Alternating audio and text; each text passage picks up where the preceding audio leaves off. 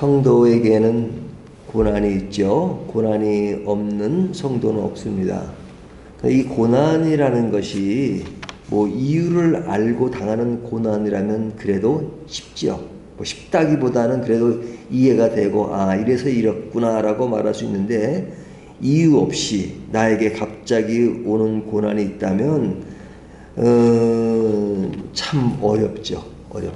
그 고난 자체가 우리의 삶을 힘들게 하고, 그리고 이 고난이 특별한 이유를 느끼지 못할 때 더 답답함을 느낄 수 있습니다. 그런 그 욥의 모습이 굉장히 리얼하게 표현되고 있는데요. 오늘 본문에서도 그 욥이 자신이 처한 그런 것을 호소하는데, 어떻게 호소하고 있냐면 18절을 보면, 땅아 내 피를 가리지 말라, 나의 부르짖음을 이 실자리를 잡지 못하게 하라. 이것을 풀어서 이야기하면 억울함을 호소하는 거죠. 억울하다 이거죠. 그 억울함, 이유를 모르기 때문에, 그러니까 특별히 이런 고통을 당해야 되는 이유를 모를 때 답답하고 억울하게 느끼죠. 근데 이런 억울함을 맛본 사람들, 억울하게 피를 맛본 사람들의 이야기는 성경 여기저기 나오죠. 가인과 아벨을 비교하면, 가인은 어떤 사람이에요? 아벨을 죽인 사람이고, 그리고 아벨은 경건한 모습을 이야기하는데, 누가 누구에 의해서 죽습니까? 아벨이 가인에 의해서 죽잖아요. 최초의 살인자 가인, 뭐 이런 소설책도 있는데요. 지금 이것도 아벨이 억울한 죽음. 신약에 오면 스데반 집사가 개종하기 전 사울에게 핍박을 받는 그런 것도 나오잖아요. 그래서 결국은 스데반이 죽는 그런 모습을 보면, 우리가 생각할 때는 그렇게 하나님을 잘 믿고 경건한 사람은 그런 억울한 죽음이 없어야 되는데, 그 억울한 죽음이 있단 말이죠. 그리고 핍박이라는 것이 있잖아요. 뭐 성경의 인물은 아니더라도 그런 어려운 시기에 핍박을 받아서 도망을 하거나 죽는 그런 경우인데, 그들은 하나님을 믿지 않아서가 아니라 하나님을 더 잘 믿고 자기의 삶을 전적으로 투신함에도 불구하고 그에게 다가오는 죽음이 있다면, 우리 인간으로서는 참 이해하기가 어려운 경우가 많죠. 그러니까 욥의 경우도 우리가 욥의 고난이 어떻게 되고 있다는 걸 우리는 알지만 욥은 모르잖아요. 근데 그런 욥을 우리는 참 이해하기 힘든 게, 그의 고통이 어느 정도 수준일까 우리는 그것을 상상할 수 없잖아요. 우리가 욥과 같은 그런 병을 알아본 경험이 있다 하더라도 그 시간이 지나면 그 본인이 그 순간에 겪는 그 고통을 잊어버리거든요. 그러니까 욥은 지금 굉장히 큰 고통 가운데 있기 때문에 그 고통만 생각해 보면 사실은 그에게 뭐라고 말할 수도 없는 거죠. 대신 아플 수도 없는 것이고. 그러니까 오늘 본문에서도 그렇지만 욥은 그런 자신이 겪는 고통에 대해서 굉장히 감당하기 힘든다는 것을 자꾸 피력합니다. 그래서 그 고통 가운데 있는 그 앞에 보이는 존재, 그런 것들이 의식 안 될 수가 없죠. 얼마나 힘들겠어요. 근데 그 친구들이 하는 이야기들은 그에게 굉장히 큰 상처를 주잖아요. 그런 어떤 고통에 동참하기보다는 뭐 자기 깐에는 바른 말을 한다고 이야기하는 것이 굉장히 힘듭니다. 그러니까 욥이 직면할 수 있는 것은 그 앞에 놓인 친구들이에요. 그런데 이 욥은 신앙인이잖아요. 하나님은 보이지 않지만 이 모든 것을 하나님과 연결해서 생각해 보는 사람이니까 하나님과 관계도 생각하고 친구, 눈에 보이는 친구들을 보면서 자기 삶에 겪는 여러 가지 정황들을 이야기합니다. 근데 친구들은 굉장히 원망스럽죠. 그래서 그 원망스러운 것들을 이야기합니다. 20절에 보면 20절 이렇게 말하죠. 나의 친구는 나를 조롱하고 내 눈은 하나님을 향하여 눈물을 흘리니. 여기 보면 당면한 친구의 존재와 하나님을 향한 마음을 피력하고 있죠. 나의 친구는 나를 조롱하고 내 눈은 하나님을 향하여 눈물을 흘리니. 하나님 하면서 눈물을 흘리는 그 욥의 모습 얼마나 고통스러울까 하는 것을 느끼죠. 그의 인식 속에 하나님은 절대자다 하는 것을 믿지만, 그러나 이런 고통을 허용하시는 것은 무엇일까 이해하기 어려운 그것에 대해서 그는 아주 느끼는 그대로 토로합니다. 그리고 친구들에 대한 원망이 너무 크죠. 너무라는 말이 좀 어색한데요. 17장 5절을 보면 보상을 얻으려고 친구를 비난하는 자는 그의 자손들의 눈이 멀게 되리라. 그러니까 누가 누구에게 하는 말이에요? 누굴 향해서 하는 말이에요? 욥의 말이잖아요. 그러니까 그 친구를 비난하는 그들은 그의 눈이 멀게 되리라, 그의 자손들의 눈에 멀게 되리라 하는 그런, 말하자면 악담 같은 거잖아요. 근데 누가 누구에게 하는 거예요? 친구가 욥에게도 하지만 욥도 지금 그런 친구들이 너무너무 싫었을 것 같습니다. 그러니까 친구라는 이름은 있는데 하는 행동을 보면 친구가 아니라 원수예요, 원수. 그러니까 이런 그 감정을 이야기할 수 있죠. 근데 이런 감정을 너무 힘들어서 이야기하는데 그 말을 받는 친구는 너 왜 이렇게 믿는 사람이 그렇게 악담을 해? 자기들이 하는 것은 악담이 아니고 욥이 그런 힘든 상황에서 발언하는 것은 그렇게 신앙이 없느냐라는 쪽으로 이야기하면 더 답답하죠. 내가 어떤 나의 의사를 표현했는데 그것이 상대방을 공격하는 것이나 그런 것으로 간주되면 더 힘든 것이죠. 그러니까 욥은 진짜 많이 힘들어해요. 그래서 11절부터 16절을 보면 욥은 자신에게 희망이 남아 있지 않다 하는 것을 토로하죠. 이 상이 얼마나 괴로우면 하나님 저를 고통 없는 곳으로 데려다 주십시오. 차라리 사는 것보다 죽는 것이 낫습니다. 그런 이야기를 하잖아요. 그러니까 이 정도의 경험을 한다는 것은 얼마나 그것이 아픈 것인가 하는 것을 느낄 수 있죠. 저는 제 자신이 그 정도까지 경험을 해보지 못했지만 제 동생이 있었는데 그 동생이 막 그렇게 고통스러워하고 힘들어하고 그리고 어떤 삶의 기운이 없으니까 저도 그런 기도를 하게 되더라고요. 하나님 그냥 데려가시는 것이 더 그에게 더 편할 수가 있지 않을까요? 라는 그런 기도를 한 적이 있었는데 그걸 보면 이 고통의 현장이 얼마나 힘든 것인가. 그러니까 암 환자들이나 암 환자 중에서도 이렇게 고통이 없는 환자도 있지만 굉장히 고통스러워가지고 그냥 진통제를 써도 너무 오래 써가지고 이제는 더 이상 진통제가 들지 않아서 그 고통을 그냥 참아야 되는 그런 거. 근데 그 고통을 겪지 않는 사람은 아이고 당신이 진짜 이런 어려움이 있더라도 그래도 사람만 있으면 우리에게 도움이 될 거다. 그렇게 말할 때가 있잖아요. 그러니까 어떤 분이 그냥 고통 가운데 내 자녀들이나 그 아내가 그냥 살아만 있어도 좋겠다. 그러니까 그 살아있는 것을 바라는 그 가족들을 생각하면서 그 아픔을 참았다는 거예요. 그리고 돌아가셨어요. 돌아가신 그 시신을 보니까 이가 다 그 입 안으로 다 들어가 있더래요. 그 고통을 참더라고. 얼마나 그것을 힘들게 견디더라고. 그러니까 그런 죽음에 대한 것들을 연구하는 사람들은 사람이 그런 고통에 있으면 그냥 편안하게 가도록 내버려둬라 하는 그런 말을 할 정도로 인간이 직면하는 그 고통이라고 하는 것은 말로 다 할 수 없는 것이죠. 그러니까 그 고통을 실제 내가 겪지 않을 때는 과거에 그런 경험이 있다 할지라도 지금 내가 겪지 않으면 그것을 겪는 사람만큼 그것을 느끼지 못해요.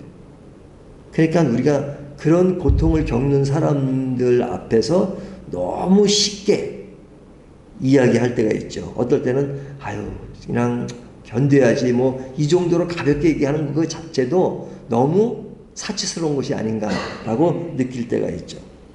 근데 지금 욥의 고통은 굉장히 크다는 것을 이렇게 느낄 수가 있는데 그 고통 앞에 있는 친구들의 행동을 보면 와 진짜 고통을 모르고 그냥 원론적인 얘기만 하는 것이 얼마나 상처가 되는 것인가 하는 것을 보여줍니다.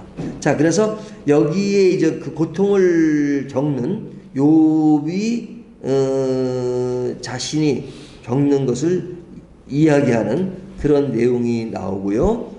그러면 그런 고통을 겪는 그 욥을 보시는 하나님은 어떤 분이신가? 하나님은 인간이 괴로움을